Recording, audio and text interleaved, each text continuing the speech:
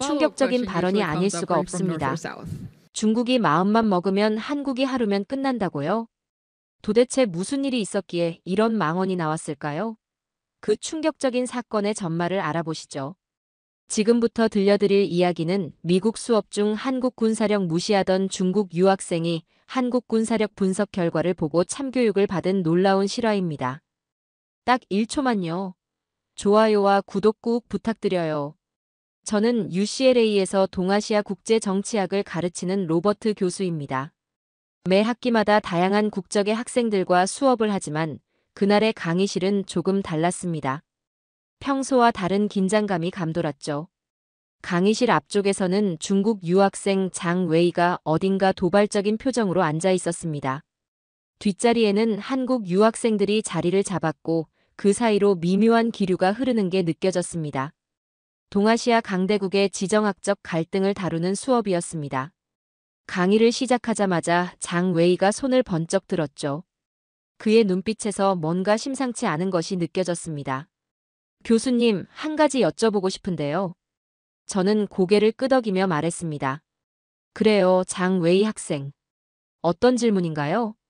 중국이 마음만 먹으면 한국 같은 나라는 하루도 안 걸려 점령할 수 있을 텐데요. 군사력 차이가 이렇게 큰데 굳이 이런 논의가 필요할까요? 순간 강의실이 얼어붙었죠. 특히 앞줄에 앉아있던 한국 유학생들도 당혹스러운 표정을 감추지 못했습니다. 저는 천천히 안경을 고쳤으며 미소를 지었습니다. 오랜 교수 생활 동안 이런 순간들을 여러 번 겪어왔죠.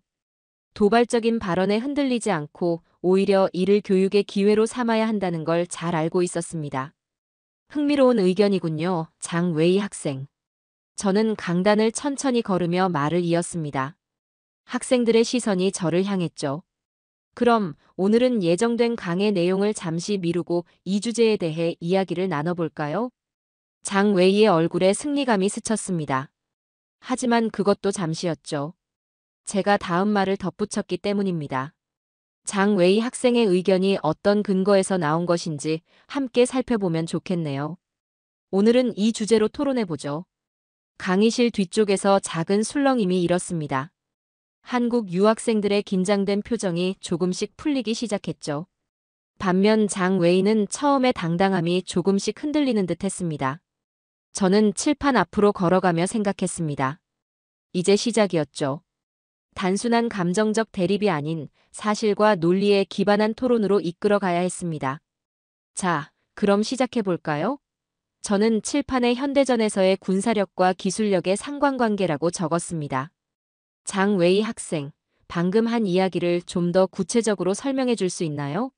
특히 현대전에서 군사력을 평가할 때 어떤 요소들이 중요하다고 생각하는지 궁금하네요. 저는 의도적으로 질문의 방향을 군사력의 질적 측면으로 돌렸습니다. 단순한 병력수나 무기 보유량이 아닌 현대전에서 진정으로 중요한 것이 무엇인지 학생들이 스스로 생각해 보길 바랐죠. 강의실 전체가 긴장감으로 가득 찼습니다. 한 학기 내내 다룰 수 있는 주제를 오늘 하루 수업에서 파고들어야 했죠. 하지만 이런 즉흥적인 토론이야말로 가장 생생한 배움의 시간이 될 수 있다고 저는 믿었습니다. 하지만 이제부터가 진짜 시작이었습니다. 장 웨이가 다시 자리에서 일어났습니다. 이번에는 더욱 공격적인 어조였습니다. 교수님, 화웨이와 샤오미가 삼성전자를 따라잡으려고 엄청난 투자를 하고 있습니다. 조만간 중국이 기술력에서도 한국을 앞서게 될 겁니다. 저는 고개를 끄덕이며 학생들을 둘러보며 다시 물었습니다. 여러분은 스마트폰을 사용할 때 어떤 점을 중요하게 생각하시나요? 단순히 큰 화면이나 멋진 디자인만으로 좋은 폰이라고 할 수 있을까요? 한 학생이 손을 들었습니다. 배터리가 오래 가야 하고 카메라 성능도 좋아야 합니다. 맞습니다. 그런데 이런 성능을 좌우하는 핵심이 바로 반도체입니다.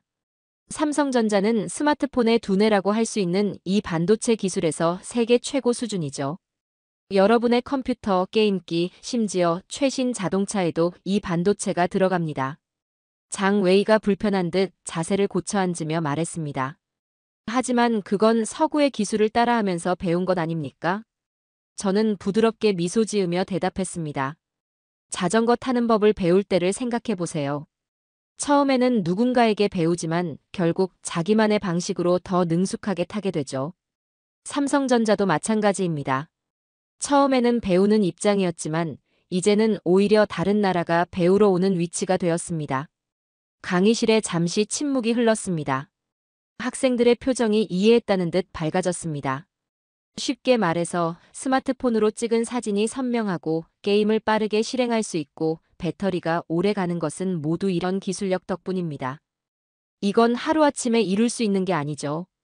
장 웨이는 이제 완전히 말문이 막힌 듯 했습니다. 그의 초기의 자신감은 사라지고 대신 생각에 잠긴 표정이었습니다. 저는 이어서 말했습니다. 여러분이 매일 사용하는 전자기기의 성능을 좌우하는 핵심 부품의 상당수가 한국에서 만들어집니다. 이게 바로 한국의 진정한 기술력입니다. 강의실의 분위기가 완전히 바뀌었습니다. 처음에 긴장감은 사라지고 대신 집중도가 올라가고 학생들의 관심이 가득했습니다. 장 웨이의 얼굴이 순간 일그러졌습니다. 토론이 자신이 원하는 방향으로 흘러가지 않자 마침내 그가 참았던 말을 내뱉었죠. 그래도 군사력만큼은 어쩔 수 없지 않습니까? 중국이 마음만 먹으면 한국은 하루 만에 사라질 수도 있습니다. 순간 강의실의 공기가 얼어붙었죠. 학생들의 숨소리마저 들리지 않았습니다. 한국 유학생들의 얼굴이 창백해졌고 다른 나라 학생들도 당황한 기색이 역력했죠. 저는 천천히 안경을 고쳤으며 미소를 지었습니다. 오히려 이런 상황을 기다렸다는 듯한 표정이었죠. 흥미로운 발언이네요, 장 웨이 학생. 그렇다면 오늘은 현대전에서 군사력이란 무엇인지 함께 이야기해보는 것은 어떨까요? 한국 유학생 중 한 명이 차분한 목소리로 말을 꺼냈죠. 교수님, 전쟁은 단순히 병력 숫자로만 결정되는 것이 아니잖아요. 정확한 지적입니다. 저는 고개를 끄덕이며 말을 이었죠. 현대전은 첨단 기술의 전쟁이에요. 이라크전을 생각해보세요. 이라크는 100만이 넘는 군대를 보유했지만 첨단 기술을 앞세운 연합군에게 한 달도 버티지 못했습니다. 장 웨이가 불편한 듯 자세를 고쳐 앉았어요. 처음에 거만한 태도는 찾아볼 수 없었죠. 더구나 한국군은 실전 경험이 있는 군대예요. 베트남전에서 미군 다음으로 큰 전과를 올렸고 현재는 세계 곳곳의 평화유지군으로 활약하고 있습니다. 강의실 안에서 작은 술렁임이 일었어요. 학생들의 표정이 진지해졌죠. 전쟁의 승패를 가르는 건 단순한 숫자가 아닙니다. 첨단 무기체계, 군인들의 사기와 훈련 수준, 그리고 전략과 전술이 더 중요하죠. 한국은 이 모든 면에서 세계적인 수준을 갖추고 있어요. 장 웨이는 이제 완전히 말문이 막힌 듯 했습니다. 하지만 그의 눈빛에서는 여전히 의문이 남아있는 게 보였죠. 저는 이어서 말했습니다. 여러분, 진정한 군사력이란 전쟁을 일으키는 것이 아니라 오히려 전쟁을 억제하는 힘이에요. 한국이 추구하는 것도 바로 그거죠. 강의실은 깊은 침묵에 빠졌습니다. 학생들은 각자 이 말의 의미를 곱씹어보는 듯 했어요. 저는 다음 이야기를 준비했죠. 이제 제 아버지의 이야기를 해줄 차례였습니다. 한국 전쟁의 참상을 직접 겪은 참전용사의 아들로서 전쟁의 의미를 더욱 깊이 있게 전달할 수 있을 거라 생각했어요. 제 아버지는 한국 전쟁 참전용사셨어요. 제가 말을 꺼내자 강의실의 분위기가 순식간에 바뀌었습니다. 모든 학생들의 시선이 저에게 쏠렸죠. 아버지는 전쟁이 얼마나 끔찍한 것인지 늘 말씀하셨습니다. 하지만 동시에 평화를 지키기 위해서는 강한 힘이 필요하다고도 가르치셨죠. 저는 잠시 숨을 고르며 옛 기억을 떠올렸어요. 베트남전에서 한국군의 활약상을 아시나요? 한국군은 미군 다음으로 큰 전과를 올렸습니다. 단순한 병력이 아닌 실전 경험과 전술로 승부한 거죠. 당시 한국군이 보여준 건 단순한 전투력이 아니었어요. 전략적 사고와 뛰어난 작전 수행 능력이었죠. 베트콩조차 한국군과의 교전을 피했다는 사실 알고 계신가요? 강의실에 잠시 정적이 흘렀습니다. 학생들의 표정이 진지해졌죠.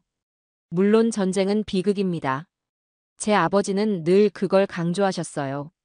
하지만 평화를 지키기 위해서라도 강한 군사력은 필요하죠. 한국이 지금처럼 경제 발전에 집중할 수 있는 것도 이런 군사력이 뒷받침되어 있기 때문이에요. 한 학생이 조심스럽게 손을 들었습니다. 교수님, 그럼 현대의 한국군은 어떤가요? 저는 미소를 지으며 대답했죠. 한국군은 이제 첨단 기술군으로 완전히 탈바꿈했습니다. K9 자주포 KF-21 전투기처럼 자체 개발한 무기체계를 보유하고 있죠.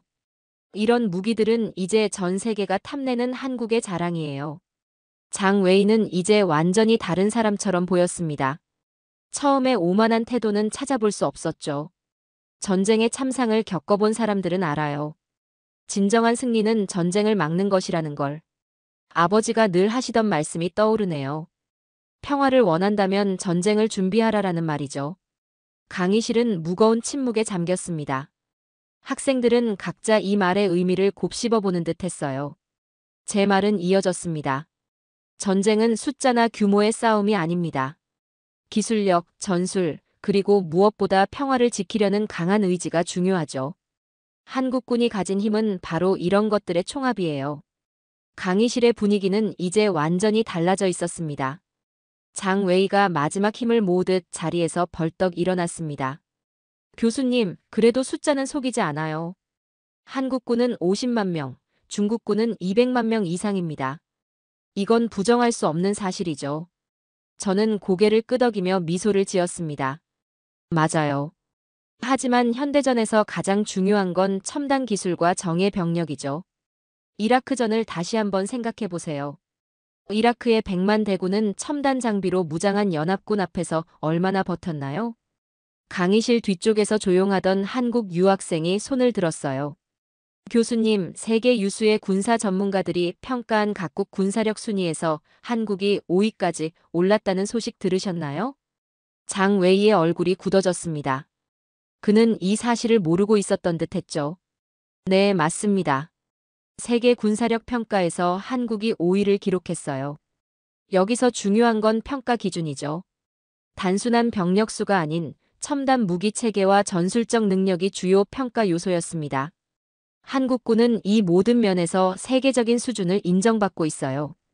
K9 자주포는 북대서양 조약기구 나토의 주력 화포가 되었고 폴란드를 비롯한 여러 나라가 한국의 무기 체계를 도입하고 있죠. 장 웨이가 입을 열었습니다. 하지만 그래도 병력 수의 차이는 무시할 수는 없지 않나요? 저는 그의 말을 부드럽게 끊었어요. 현대전에서 가장 중요한 건 얼마나 많은 군인이 있느냐가 아닙니다. 그 군인들이 얼마나 전문적인 훈련을 받았고 어떤 장비로 무장했느냐가 더 중요하죠. 한국군은 모든 병사가 최신 장비로 무장하고 체계적인 훈련을 받고 있어요. 강의실의 분위기가 점점 바뀌어 갔습니다. 처음에 긴장감은 사라지고 깊이 있는 토론의 분위기로 변해갔죠. 실제로 폴란드가 한국의 무기를 대거 도입하기로 한 것도 이런 이유 때문입니다. 우크라이나 사태를 지켜본 폴란드는 현대전에서 가장 효과적인 무기 체계가 필요했고 그 답을 한국에서 찾았죠. 장 웨이의 얼굴이 점점 굳어갔어요. 더 이상의 반박이 불가능해 보였습니다. 여러분, 군사력의 진정한 의미는 전쟁을 일으키는 것이 아니라 전쟁을 억제하는 힘에 있어요. 한국은 바로 그 점을 정확히 이해하고 있는 나라죠. 강의실은 이제 완전히 다른 분위기였습니다. 학생들의 눈빛에서 깊은 이해가 느껴졌어요. 심지어 장 웨이조차 생각에 잠긴 듯 했습니다. 자, 이번에는 실제 사례를 하나 살펴볼까요? 저는 강단을 천천히 걸으며 말을 이어갔습니다. 왜 폴란드가 한국의 무기를 선택했는지 아시나요? 강의실이 조용해졌어요. 학생들의 시선이 저에게 쏠렸죠.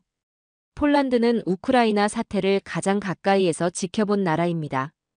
그들은 현대전에서 정말로 필요한 게 무엇인지 똑똑히 봤죠. 그리고 선택한 겁니다. K2 전차, K9 자주포, FA-50 경공격기를요.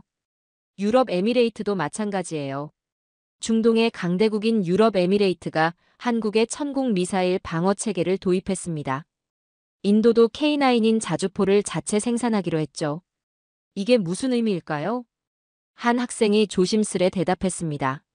세계가 한국의 기술력을 인정한다는 뜻인가요? 정확합니다. 저는 고개를 끄덕였어요. 이제 현무5 미사일 이야기를 해볼까요? 이 미사일은 지하 100m까지 뚫고 들어갈 수 있어요. 벙커에 숨어있는 적의 지휘부도 타격할 수 있죠. 강의실에서 작은 탄성이 들렸습니다. 학생들의 눈이 커졌어요. 한국은 이제 세계 8대 무기 수출국이 되었습니다. 우연이 아니에요. 첨단 기술력과 신뢰성을 세계가 인정했기 때문이죠. 무기 수출은 단순한 장비 판매가 아닙니다. 국가 간의 신뢰와 동맹 관계를 상징하죠. 세계 각국이 한국의 무기 체계를 선택한다는 것은 한국의 기술력과 신뢰성을 인정한다는 의미예요. 저는 잠시 말을 멈추고 교실을 둘러보았는데 이제 그들은 단순한 숫자나 규모를 넘어선 진정한 군사력의 의미를 이해하기 시작한 것 같았습니다. 여러분, 현대전에서 승리는 첨단 기술과 정예 병력이 결정합니다. 한국이 이룬 성과는 바로 이것을 증명하는 것이죠. 강의실은 이제 깊은 이해와 존중으로 가득 찼습니다. 오늘의 토론은 모든 학생들에게 새로운 시각을 제시한 것 같았어요. 현대전에서 진정한 힘이 무엇인지, 그리고 왜 세계가 한국의 군사력을 주목하는지 이해하게 된 듯 했습니다. 한국 유학생이 자리에서 일어났습니다. 교수님, 한 가지 말씀드리고 싶습니다. 우리가 이런 무기 체계를 개발하는 이유는 전쟁을 하기 위해서가 아니에요. 평화를 지키기 위해서죠. 저는 깊이 공감하며 고개를 끄덕였습니다. 맞습니다. 한국이 가진 군사력의 진정한 목적은 평화를 지키는 것이에요. 전쟁의 비극을 겪어본 나라이기에 평화의 가치를 누구보다 잘 알죠. 장 웨이는 더 이상 말이 없었습니다. 그는 조용히 자리에서 일어나 강의실을 나갔어요. 한국 유학생들의 표정이 밝아졌습니다. 그들의 눈빛에서 자부심이 느껴졌죠.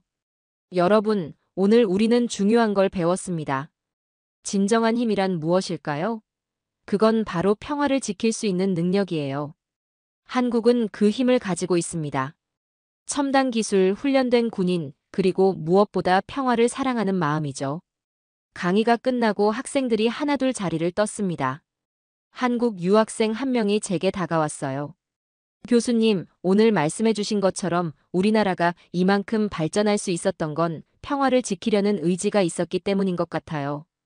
저는 따뜻한 미소를 지으며 대답했습니다. 그래요. 진정한 힘은 무기에 있는 것이 아니라 그 무기를 어떻게 사용할지 아는 지혜에 있는 법이죠.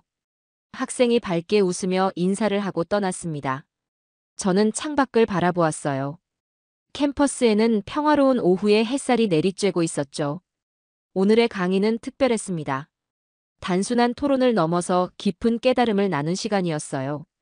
평화를 지키는 것, 그것이야말로 진정한 힘이라는 것을요. 저는 책상 위의 사진을 바라보았습니다. 한국 전쟁에 참전하셨던 아버지의 젊은 시절 사진이었죠. 아버지께서 늘 말씀하시던 게 떠올랐어요. 진정한 용기는 싸움을 피하는 것이 아니라 평화를 지키기 위해 준비하는 거란다. 이제 저는 이 말씀의 진정한 의미를 학생들과 함께 나눌 수 있게 되었습니다. 한국이 보여준 것처럼 힘은 평화를 지키는 데 쓰여야 한다는 것을요. 강의실을 나서면서 저는 확신했습니다. 오늘의 토론이 학생들의 마음속에 작은 변화를 가져왔을 거라고요. 그리고 그 변화야말로 평화로 가는 첫걸음이라는 것을요. 자, 사연은 여기까지인데요. 오늘 사연도 끝까지 함께 해주셔서 감사합니다. 재미있게 보셨다면 구독과 좋아요로 응원해주세요. 그럼 저는 또 새로운 이야기로 돌아올게요. 다음 영상에서 만나요.